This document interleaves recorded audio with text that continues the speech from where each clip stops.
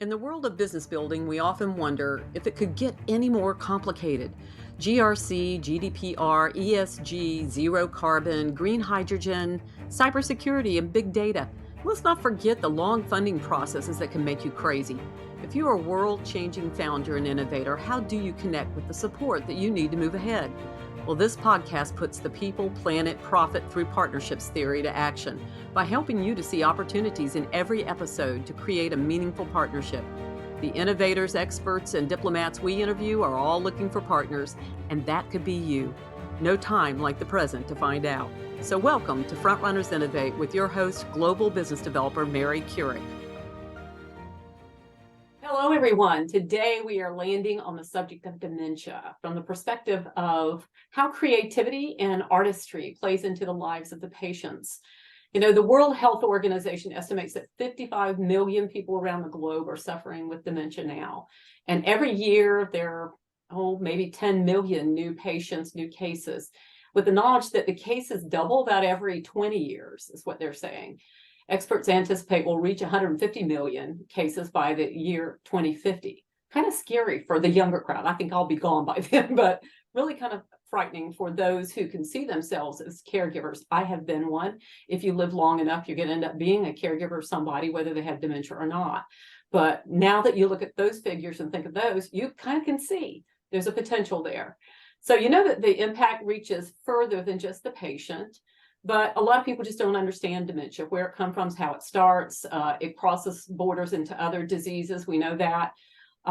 There's just not people who end up with dementia in your lives. You don't have a ready guide on how to deal with that, how to manage that, and the emotions that come with that. So we're going to find out some information today and some good news. Isn't that lovely? Some good news about how to help these folks live a better life, a better quality of life, and thereby you being able to play a part in that. So here's the down low. I am Mary Kurek, president of Frontrunners Development, a global business development company that connects business impact partners. So we're all about impact, and today we're going to spotlight that kind of impact in healthcare. My guests today are Dr. Marc Rothman, Chief Medical Officer of Signify Health and a subject matter expert on aging, dementia, and end of life, and founder of Dementia Spring, which we're going to be talking to him about today. Along with him, we have an awarded film director, producer, and writer, Kate Mathews, who recently produced a short film called Dark Moon that deals with the subject of dementia. So we're going to be talking to her about that. Co-hosting today is Dr. David Ajibade, founder and executive director of the Brain and Body Foundation and host of Africa's #1 rated health care TV show. And also co-hosting with us is Rachael Wonderlin, dementia and senior living consultant at Dementia by Day, and 3 times over Johns Hopkins Press author. So we want to welcome everybody, and we look forward to a lively conversation. But first, let's get to know our co-hosts so that we can move on and get to know a little bit about our guests. So Dr. Ajibade, you're up first. Tell everybody a little bit about yourself, if you will.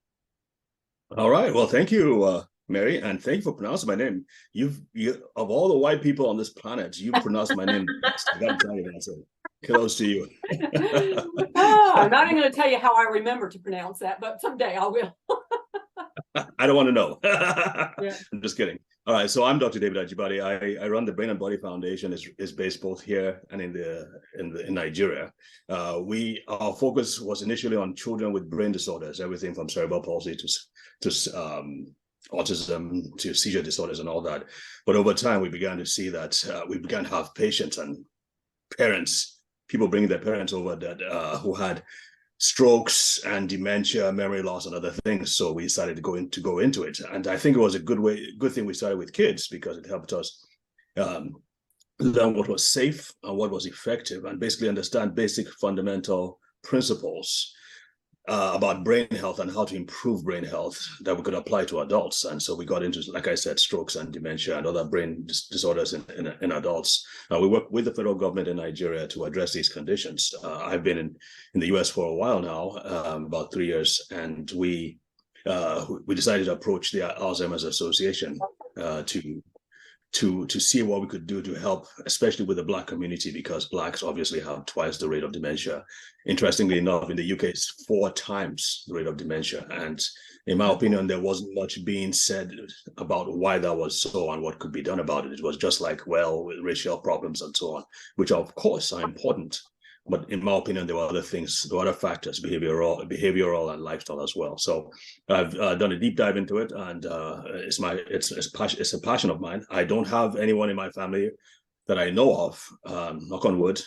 My parents are around 80, and so we want to make sure that they stay healthy and strong brain-wise. But it's been a passion for me to do this, to learn the basic principles, how to help people avoid it, not at the age of 65, but going further and further upstream to really understand what you need to do and what you need to avoid doing so that you can maintain brain health well into your 80s and 90s. I still treat people with dementia, and so we also have other principles that we apply. But primarily in the US, it's all about education, not just for the lay people, but also for the healthcare professionals, because they're the ones that the lay people listen to. And if the healthcare professionals aren't talking about certain things, the lay people are not going to do it. And so that's my that's my little story. And did I cover everything, Mary? I think so. I think that's good. If they have questions, they'll ask you. That's good. Rachel, are you with us to where you can share a little bit about yourself? Sure. So I live in Pittsburgh, Pennsylvania. I'm a dementia care consultant, started in senior living over a decade ago. I have a master's in gerontology. I worked in 3 different dementia care communities in which when I started working on my books. And in late 2016, I went out on my own as a consultant. So I've been a full-time dementia care consultant, senior living consultant since then. I work primarily business to business.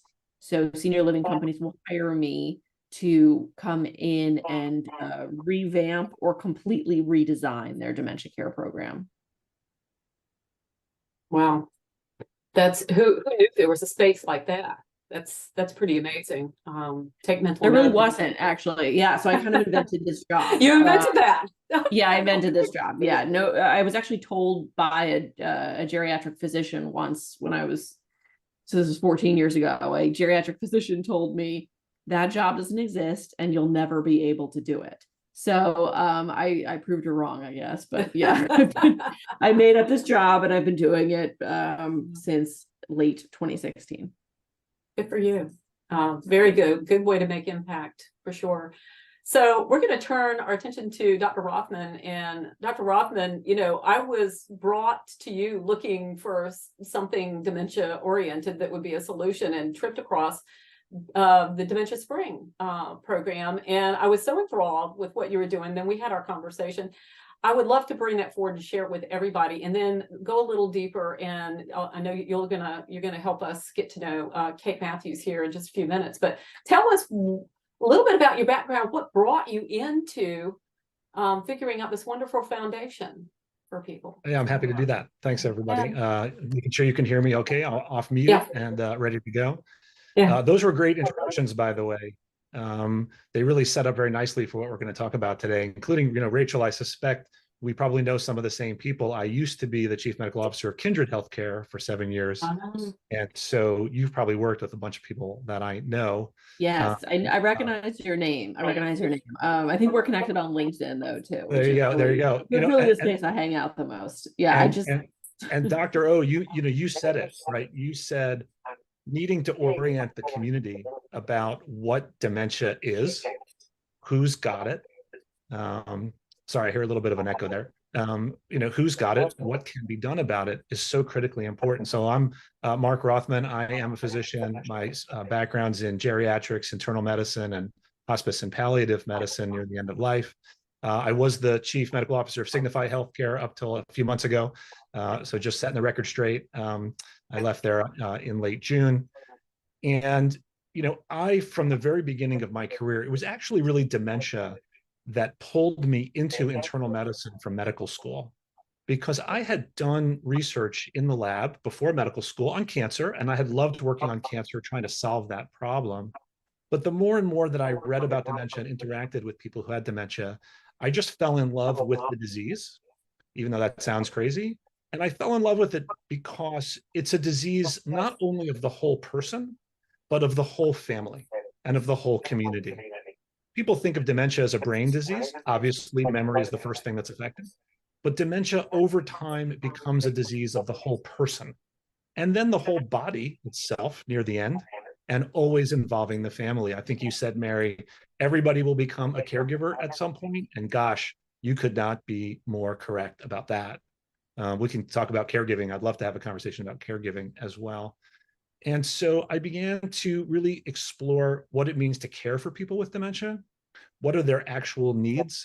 What are sort of they needing from a physical, mental, medical standpoint, but also what is it they need from sort of a social standpoint and from a healthcare system standpoint? And it became very obvious to me very early on that one day, this is me, 20 years ago, that one day dementia would come out of the closet just like other diseases have, which it's needed to do very, very badly, because for at least 30 to 50 years, people who had Alzheimer's disease were essentially squirreled away and hidden from view from their neighbors, from their extended families, from their communities.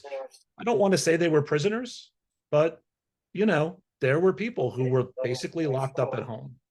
And the only way to end that tyranny is to change the story of dementia for society at large in our time. And that's why we started Dementia Spring.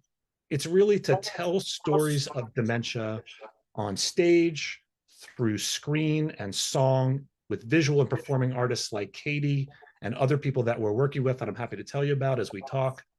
But really appreciating that for a lot of other diseases, I think HIV was one that impressed me, cancer as well. It was really the artists and the storytellers who could bring these human tales to life. Doctors like me can go on panels and discussions at conferences all day long and try to tell the world about what dementia needs and what people are suffering through and what their stories are like, and try to tell their stories. But it's hard for people with dementia to tell their own story.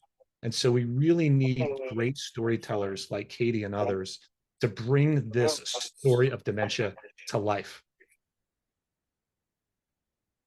That's terrific. Thank you so much. And I think that's a perfect segue to get to Katie, and let's have you introduce yourself and tell us a little bit about the project, Dark Moon, because I think you've got other projects that are going on there that are very impactful, which I love. But if you could tell us a little bit about Dark Moon as well. Absolutely. So I'm Katie Mathews. I'm a filmmaker, and my background is actually in documentary. So Dark Moon is a short film, but it's a fiction film, or we say narrative film. It's not a documentary, and it was my first of that kind. And I made the film because I was inspired to make it by my own personal experiences, having a father who was diagnosed with Alzheimer's about 10 years ago. And as a caregiver, along with my mother to my father, we would spend weekends, days together, running errands, driving around. And in that time, we would have interactions with other people, with each other, that really kind of formed the foundation for the story of Dark Moon. Dark Moon follows a father and a daughter as they spend a day together and have a chance encounter with a stranger in need. And it prompts each of them to react very differently to this person in need and make decisions that will change their lives forever. And in the course of that day, you really get to see the daughter and the father really have a little bit of a push and pull in their power dynamic. He's early in his diagnosis, and he is struggling to give up his autonomy, his control, his driving abilities. And you really see how that works itself out in an interpersonal relationship. I was inspired to make a film like this because I feel so often in media, we see so many stories of people who are really at the end of their journey with dementia and Alzheimer's. They cannot remember anything. They cannot remember their children's names. And it's very sad. It's very bleak. And it feels like there's not a lot of conversation around the beginning of this journey when someone's diagnosed, and both that individual and their family and community are exploring what life could be like going forward. And as somebody who loved and lost a father with Alzheimer's, I'll say that it doesn't have to be just grim. There were as many challenging moments as there were so many beautiful moments where we were able to be present with one another in ways that maybe we weren't earlier in his life when he was working all the time and traveling. And so I wanted to really put this out there, both a short film that explores these themes, but also a film that's entertaining and suspenseful and feels like you're watching a film that you would go to the movies and pay money to see, that has cinematic value, that has great cinematography, great actors, great performances. You can get lost in the story. And then at the end of the day, you can say, this reminds me of someone I know. This reminds me of my family or my parent or my dynamic with my grandparent. And what's been amazing about sharing this film with the world has been so many people. I'm a millennial, and so many people in my age range are coming up to me and saying, I'm going through the same thing. And so for me, it's not just a disease that's affecting maybe an older generation of people, but it's really affecting a younger generation as well, who are stepping into those roles as caregivers, and who we all need not only more information, more guidance from the medical community, more interaction, engagement with the medical community, but we also need to feel, as Dr. Marc was saying, like we need to feel that we can talk about these things, that there's not such a stigma about them, and there's space and other people going through what we're going through.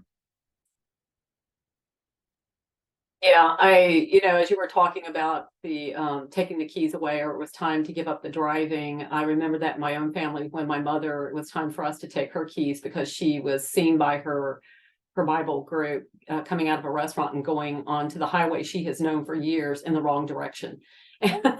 So they immediately called my brother, and unfortunately my brother was the one elected out of the family to have to go ask for the keys. As he was walking out the door with the keys, my mother yells at him, "I've got another set." And I was like, it was funny, but it wasn't. And it was like, well, if she's got another set, how many sets does she have? It's like she knew this was coming, but it's funny, but like I say, it's not. There are lots of times where you feel like the behaviors were scary, and it was like she had no filter for what was going to hurt her, harm her, cause her issue, or cause us to have a heart attack while she was doing, like getting out on the major highway with her walker and her oxygen, trying to get across 4 lanes of traffic to her dentist because, her aide didn't show up when she thought they were supposed to. But, it is a journey, and it's one that you don't elect to be a part of, but it's one that sometimes you find yourself with, and it will change your life. It's the thing of it is, do you let it change it somewhat for the better? Do you start to understand people in a different way? So I wanted to go back to Dr. Marc, and then I'm going to ask our co-host to jump in if they have any questions. But something you said to me when we talked before, which I thought was kind of interesting, because I used to work in a senior center, and I saw all kinds of seniors come in with different levels of different things going on. And one of them was a gentleman with Parkinson's who was a painter.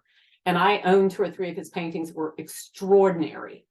And he ended up dying, I think earlier this year with Parkinson's, but he was prolific. I mean, we had like hundreds. His family donated his paintings to us to sell off for, profit for our Friends of Aging nonprofit. But you told me something I thought was interesting about the different segments of the brain and how this sort of impacts that. Will you share a little bit about that? Yeah, happy to. And one of the things that we do at Dementia Spring is not only support the visual and performing artists like Katie, who are bringing narrative stories to the fore. She discussed it very well and described it very well, the traditional story that is part of what we call the tragedy narrative, right? Just the endless journey towards a morose and sad outcome. And, she's changing that along with others. These are long journeys. These are not short journeys. Some of them are going to last in the future with new medications and diet and lifestyle changes. Some of these diseases are going to last, 15, 16, 20 years potentially. So you can't think it's just a tragedy every day of the week. It's not. But we also support, we support the visual performing artists through grants, but we also give grants to people who are using music and the arts to try to bring to people with memory loss and cognitive impairment joy and inspiration, because it has been shown very nicely in the literature. I always say, if you're a physician and you want evidence-based medicine, the evidence for this stuff is actually pretty good. It's incredibly safe, right? There's no side effects. And many people have heard, for example, about music in medicine, and a lot of people have seen the famous videos of people who had not said very much for many years, listening to some old music and sort of perking right up, saying the words. And part of the reason for that, as I always try to describe to people sort of in a simplistic way, is that the pathways of the brain that music and art and color and dance and song work are different pathways in the brain that are the pathways required to answer all the questions that family members ask of somebody with dementia all day long, every day. Right? That's sort of what people are used to. Why can't they answer my questions? Why can't they express themselves? Why can't they speak? And that pathway of understanding what somebody says, formulating an answer in your brain, and getting it out through speech is fundamentally different from the pathway that dancing goes through and that music goes through, which you've acquired throughout your life. Those pathways in the brain are still largely intact. They don't come through the direct speech centers that are so frustrating for people in the day-to-day, but they're not used. They're not used. And it turns out that if you use them, people with dementia can respond just as much as they used to. And they can glean joy, satisfaction, inspiration, and they can be creative through that process as well. So we work with artists who are, for example, writing songs and singing those songs with people with dementia. Shocking as it may seem, in a group setting. We work with some creators who are bringing arts therapy, painting, and all kinds of design, because working with the hands, using some colors and creativity, is just a very different activity from the very speech-based world that we all exist in. Everything we're doing right now is fundamentally based on really, really high levels of speech, cognition, and action. And Dr. O could comment on this as well. But a lot of the arts and dancing, for example, don't require any speech. Even singing along to a tune isn't really speech, right? It's accessing the parts of the brain that are responding to the music and to the emotion. And often when you activate those parts of the brain, emotion comes out. And that's just a really, really great thing. There's a lot of benefit that can be gleaned from bringing these kinds of activities and programs to people with memory loss. We're seeing it happen in pockets around the country. It's woefully underfunded, no surprise. Although people are really trying hard to bring music, dance, and art as a benefit, for example, to people with dementia, either through Medicare or through managed care. So it's definitely underutilized, incredibly positive, no side effects, but there's not a lot of awareness about it to date. That's amazing. I see you shaking your head, Dr. Ajibade. You want to ask a question or share anything? Yeah, absolutely. I think that's fascinating. I do know a little bit about that, about the left brain and the right brain, obviously, but I have two questions. One is, have you seen, I don't know how long you've been doing this, but have you seen any improvements in other functions? Because as we know, as the brain begins to awaken, the way you just wonderfully described it, as the brain begins to awaken, it tends, other aspects that have been dormant tend to maybe come back online. Sometimes they do, sometimes they don't. But we know this too, that if there's been a full removal of one half of the brain, the other half tends to mobilize and tends to recruit and adapt to do some of the things that the missing parts, the part that's been removed, was doing before. And I know you've not been doing this for that long a time, but are there any indications in that direction? I'll just be really curious about that. Yeah. Just the short version is that the research on using music, using dance, song, and art in with people who have memory loss is that, number one, it improves mood. It seems to reduce the need for antipsychotic medications, which are often overused in some settings. Right. Rachel and I could have a lot of conversations about that, I'm sure. It clearly improves quality of life for the caregivers. They all report incredible improvement in their quality of life in dealing and interacting. And there's some evidence that over the short term, people's activity is increased a little bit. Is that durable? Hard to know. Does that only last for as long as the endorphins last, or as long as the leave on period is? But no, it's really been shown to improve mood, reduce symptoms of depression, anxiety, reduce the need for antipsychotic medicines, and improve the quality of life for caregivers. So, not bad. Not bad. That's huge. That's huge. So I really applaud you for it. Out of interest, how did you get to start doing that? How did So you? that's just published in the literature over the last 15 years from all the studies that have been done. We have not been the author of most of those studies. Okay. But we work with some of the organizations that have participated in those studies in places like Stanford and other academic institutions. People often come to us and say, we would like to try out our intervention on your community. We have not sort of made that an offering that we can offer, right? People would love to try a therapeutic art program or music program on 100 or 100, 200 people.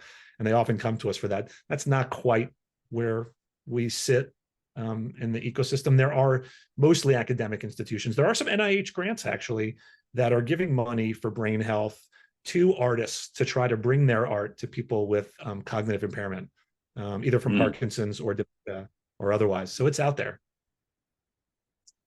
Well, I certainly think it's an area that needs to really be leaned into. Yes, very much so. Rachel, I wanted to bring you in here. Are you able to talk to us right now? Yep. Okay. I know that I saw where you had written a poem about dementia, and that's gotten some attention there. So I feel like you have a kinship with what they're talking about. You want to share anything?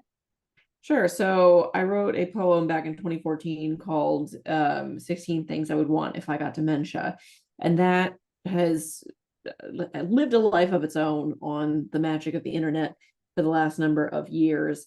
It often pops up places like Facebook and doesn't have my name on it, which is pain. It's just painful. But it's in my first book.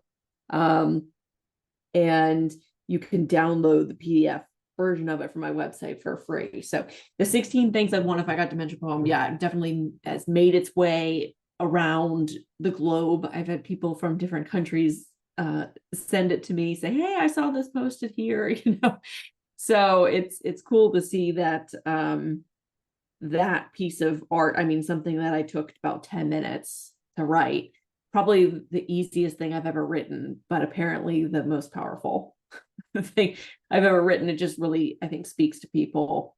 People don't normally think in terms of what I would want if I was living with a cognitive impairment. So this got people thinking about that. And I got a number of, I often see really interesting comments like, oh, I would want this, it gets people thinking about it in a different way. I think you're right. I think most people think of other people. They think of somebody older than them. That was another question I wanted to bring up. Is this an older person's disease exclusively, Marc? Not exclusively, but generally speaking, yes. Yeah. Whoever wants to answer. Yeah, I didn't know if maybe somebody younger might have an automobile accident that maybe triggers something. I don't know. It's possible. Frontotemporal dementia does more often occur between the ages of 40 and 60, mostly in men. But generally speaking, it is age related, generally speaking. Yeah, and I think it's like what we think about when we think about old now. I think that's changed a lot. Like my dad was diagnosed when he was like 60, I think. And had just retired and was starting this next great chapter of his life where he was going to be super active and traveling. So I think, even though somebody might be 60 and be diagnosed with early onset dementia, that's still actually they're quite young in terms of where we are today and what a 60-year-old is like. Yeah, I think it was really funny. My mother had some mental health issues. She had bipolar disorder, but it wasn't till towards the end of her life when her primary said, well, you know, she has dementia, right? I'm like, nowhere was that put on any medical history ever. And so him to say that like that, I thought, well, if that's the case, if that was really true, maybe he just didn't think that it was necessary to put it down. But that's something that should be in her medical record, because that's something I feel like the whole family should have known. But in the end of things, it was the anxiety and the she also had a COPD. She had 4-stage COPD, but it was the anxiety with her dementia and her bipolar, along with the COPD, that caused the medicine for one elevated the other. And so there was no way to balance the roller coaster for very long. So that was, 82, that was kind of the end of things for her. But it was really hard to know what was the mental health part that was kicking in, or what might have been the dementia part. And I guess they figured at the end of things, does it really matter? But we kind of, as a family, we kind of wanted to know, But I wanted to get back to Kate and ask her, when you made the film, what did I know, since you had a personal experience with your father, what did you learn from it and do it? Because you don't get into something like that and spend that much time doing it without you coming out of it with a takeaway. I felt like you probably did. Oh yeah, no, so many takeaways. I mean, so many takeaways about making a film of that sort of type and caliber. And we worked with some incredible actors, Tony Award winning actor Reed Birney, and Marin Ireland, who is just having quite a year at Sundance and in all these other festivals where she has films. But I think honestly, it really was sort of a healing journey. I mean, it gave me space to process the experience that I had gone through and been going through with my father.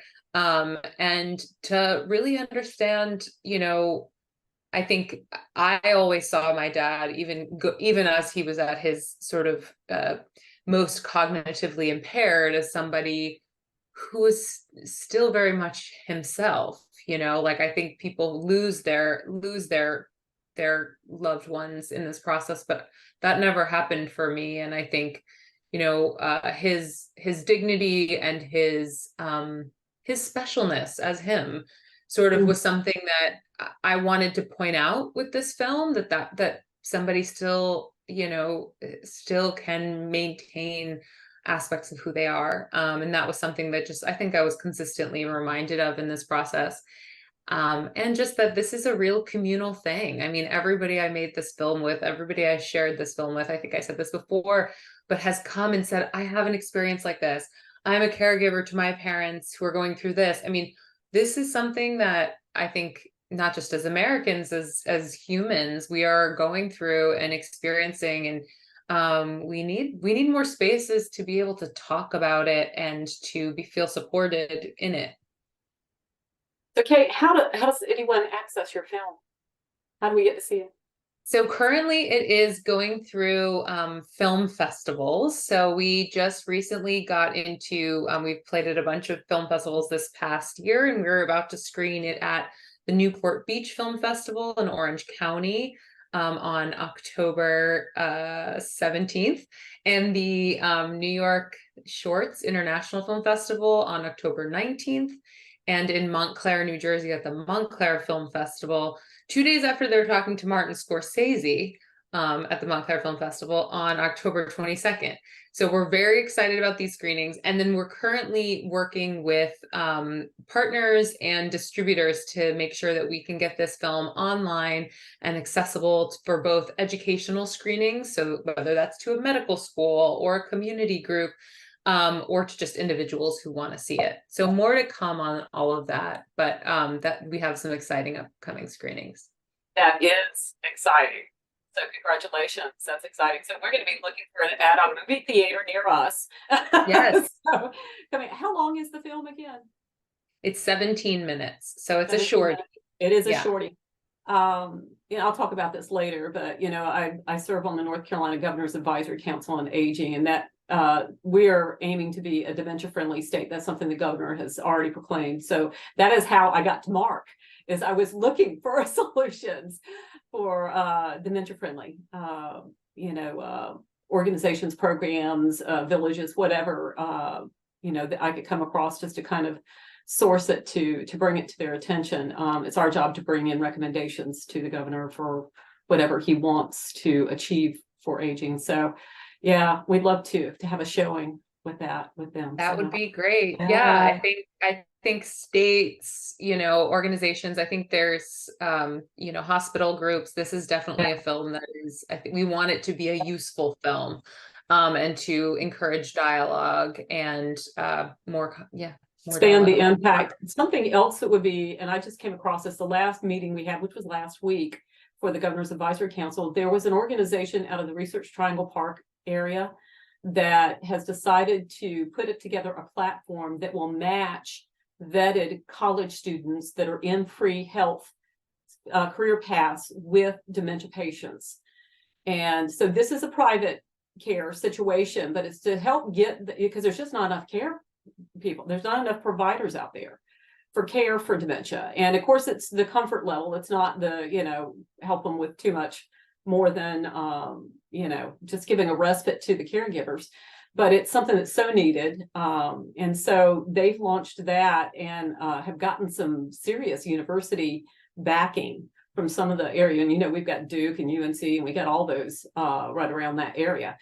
So they've gotten some grants, and the only thing is what they'd love to do is be able to get into nursing homes and that sort of thing, who would love to be able to use them because they're short on staff, but they've got to get over that sort of criteria situation that they face, and compliance situation that they face using, college students. But it would give the college students some real life experience, there, but and maybe encourage more participation in these workspaces, get that diversity going in that workspace.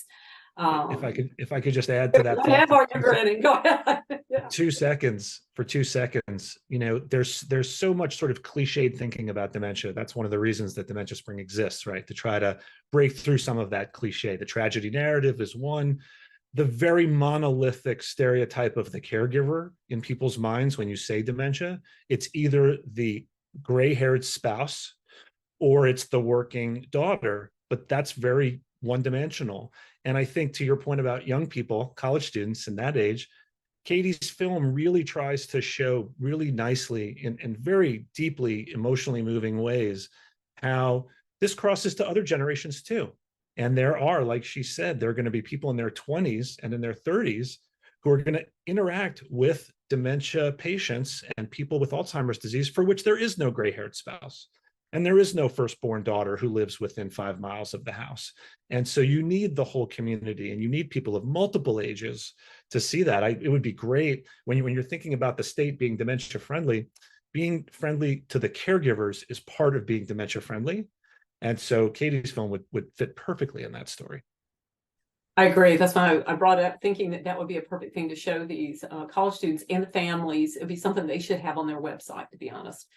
But what we're talking about, Marc, was the kinless seniors. Is that something else that we've dealt with? And I personally have had an experience where we had an older lady. We had to go through the APS, Adult Protective Services, and then gone through guardianship and all that kind of thing with her. She had late stage Alzheimer's. We didn't know that either until finally her doctor decided to, put that out there. And then she went and spent the rest of her life, which was about a year, in a facility. And so it took so long to get all that process going on that she could have had better care, better quality of care if things had kind of rotated around her a little bit better with the, social services, who were overwhelmed, and they try really hard to keep somebody in their home. And of course, she wanted to stay there. So it was really tough. But I want to get back to Dr. David Ajibade and say, with what you're doing, I know you're more clinical in the way that you're approaching things, David, but from what you are hearing here, we're talking a lot of the sort of the soft skill stuff, if you want to call it that, which is all around the patient and then also the patient, and allowing them the opportunity to find that place that they can express themselves and have quality of life. And if they can, then the caregivers get a shot at that. They get to have a little more of that as well. Do you, and I'm interested in this from the standpoint of where you came from Africa, very big and very different dynamic, culturally speaking. I was told this week that, that women who've had diseases, oftentimes in certain areas of Africa were just, they would just go away into a small little area, another village maybe, and just disappear until they died if they could not get the help that they needed. And then nobody would know the statistic. Nobody know how they died or why they died. I don't know if dementia would be one of those diseases, but sweeping things under the rug doesn't help anybody, right? So what do you say? What's going on there with dementia that could be impacted in a more positive way? You're on mute, Doctor. Happens every time. Yeah, great question. So first of all, I want to say, Katie, absolutely, that was a really great movie. I watched, can I say this in the recording? Okay, I watched half of it. I was driving while watching at the same time, so I was kind of a risky situation there, but I agree. The suspense, the quality, the acting, you wanted to know what was going to happen next, and you could really feel that pathos. You could really feel that this was what was going on in the daughter's life, and even the embarrassment coming from the father, just feeling that he was letting someone down. I mean, it really shone through. So kudos to you. Good job there. Thank you. Before I answer Mary's question, Katie, I just want to ask, other than the awareness and letting people know about it, where do you think, or where do you see this going though? Is that changing behavior, changing? I mean, where do you see it going, if I may ask? Yeah, I mean, I sort of think it's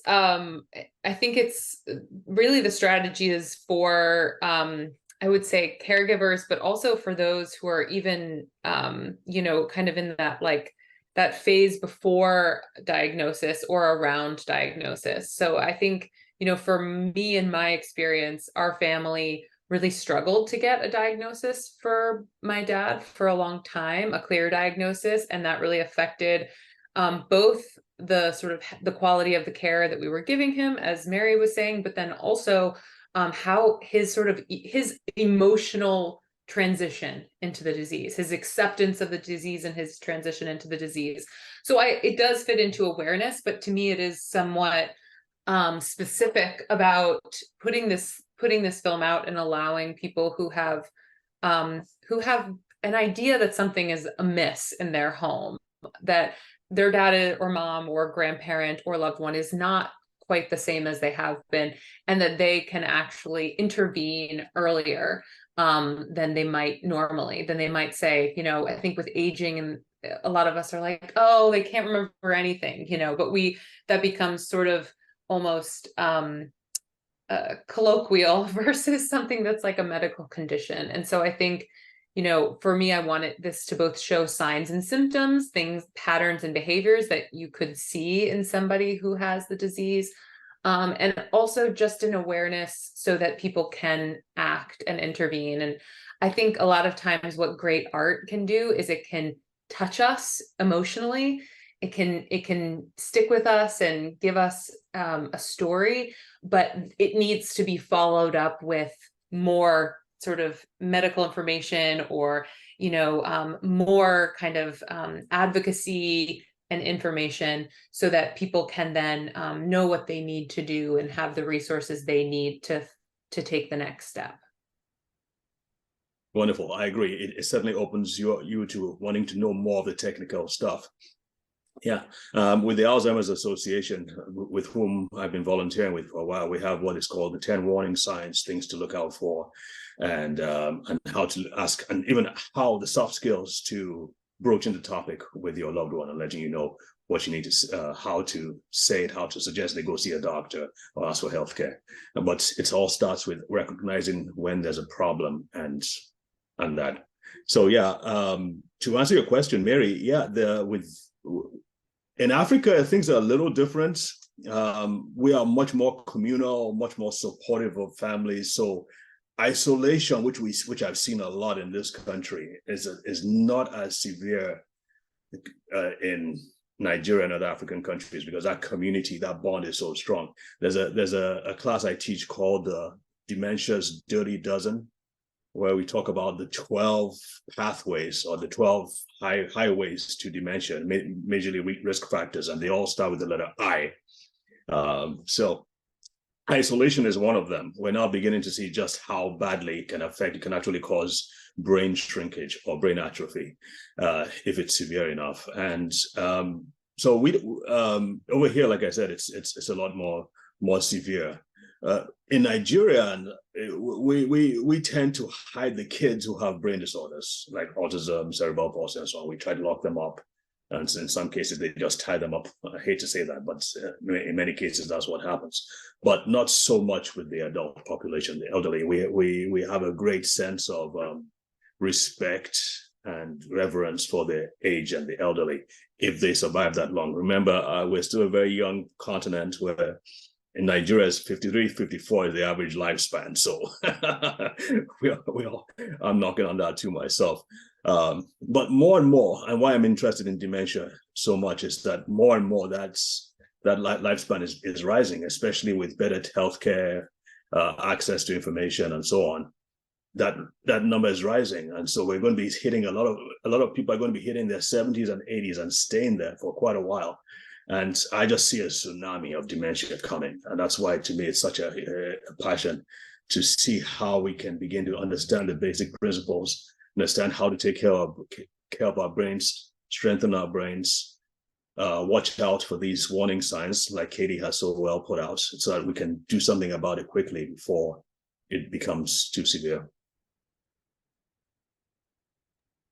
Yeah, I think that as you were talking, I was thinking about if you thought that you were seeing some early signs of that in somebody that you live with or that you care about, that trying to think through planning for something like that, because I don't think anybody has a plan for anything like that. I don't think, from a resilience standpoint, there's nothing that says, oh, if your person is showing this is what you need to do. It's really tough. I think people find themselves in that situation, and they usually find themselves in that situation well into the situation. Dr. Marc, is there any advice or thoughts you have on that in preparation or planning? Well, I do think people are becoming more aware, right? People are wanting tools for diagnosis earlier. There's a huge amount of technology and healthcare tech that's now being pushed towards dementia finally. I think that the government is putting more money behind dementia research. Obviously, the pharmaceutical industry is putting lots of money behind drug development for dementia. But I think that people themselves are just less content to sort of say those sort of cliche things. Oh, they're old, like, oh, he's just a little forgetful. I think people are starting to perk up and say, maybe there's something going on here, and I want to know. Whether the person themselves wants to know is a challenge sometimes. They don't often want to go to the diagnostic centers, but I think people want to know more. There's a plethora of information. I think the Alzheimer's Association has done an amazing job sort of rebranding itself as the hub of knowledge for that. It is very easy to digest. It's in good, big, bold print, bright colors. It's simple lists that people can understand. Which is great. So I think there's more places to look. It's tough to go out into the blogosphere. You're going to get so much information.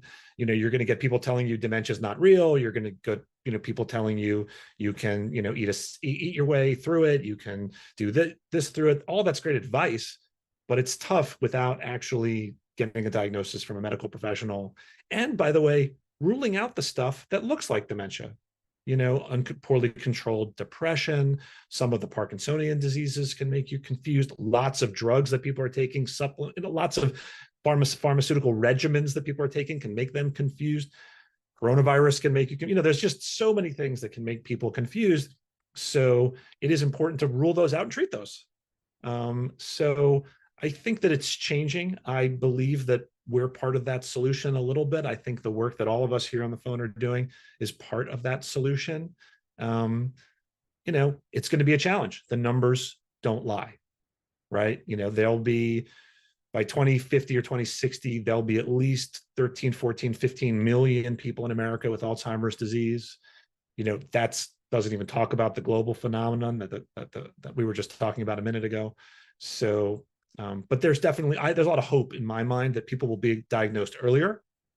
People will have other causes of cognitive problems ruled out. People are doing a great job preventing cognitive decline through diet, exercise, brain health, heart health, cardiovascular health. So there's a lot that's happening, but there's more work to be done. Thanks. I appreciate that. I wanted, before we got out of this conversation, for you to have the opportunity to talk about any kind of events you have coming up, because I do believe that Dementia Spring has a fundraising event, does it not? So Dementia Spring we're in our third year now, and Katie was our first Impact Award recipient for the Dementia Arts. We had three. We've had three that were awarded last year, and we're about to announce three new recipients of the Impact Awards. Katie was very helpful helping us vet through some of those. So we're going to be doing that. We'll be doing just some general fundraising through the end of the year. And then in the spring, we'll be doing our second Dementia Arts Celebration, where we bring artists together to share the work that they're doing, dealing with this topic and engaging in this topic. Katie was kind enough to do a private screening at our last celebration. Jess King, who received last year's award, just released her original song Here and Now, which is available on all streaming platforms this week. We're essentially the producers, I guess we're the label from Dementia Spring, and it is just beautiful. It just speaks the same way that Katie's creative work speaks. It just speaks to the power and the resonance of being present, of being with people who are going on this journey. So Here and Now is available on streaming platforms. Check it out. And then we'll have news about our big event in the spring. Well, I hope you will both keep us informed on the events that you've got going on at Dementia Spring. And Katie, when you get your film to the big screen, please let us know. And in the meantime, that they can get to your website and have a look at all the projects that you've got going on. We're going to share information about all these individuals, Dr. Ajibade and then Rachael, who had to jump off for a little bit. She's taking care of her youngin right now. So we'll share the information on everybody so that you can reach out. And Dr. Ajibade, if you'll share the link when you send me any information that you need to update a bio or anything like that, send me the link to the Alzheimer's org, okay, if you will, so I can have that to share, because I think that would be good information. Any other links that you have, Katie or Dr. Rothman, if you will share links to anything that would be dementia related that you think are really good, that would be informative, that would be wonderful. When I share this with the Governor's Advisory Council, I'm going to share it via our website page, because you'll get a dedicated page there with this podcast. It will go everywhere as a podcast, but we do a dedicated page on our website. That's the page that will go around. So I want everybody to be able to have information if they want to connect with you themselves. There's people from the state there, from the university, healthcare systems and whatnot there too. So I know that they'll want to have a look at everything. So thank you, everybody. I appreciate it so much. Thank you. And good luck on your fundraisers and activities. And Katie, good luck on all the good works that you're doing. And I love the projects. They're so impactful, and keep making those waves that you're making. That's terrific. Dr. Ajibade, always a pleasure. Always a pleasure. Thanks.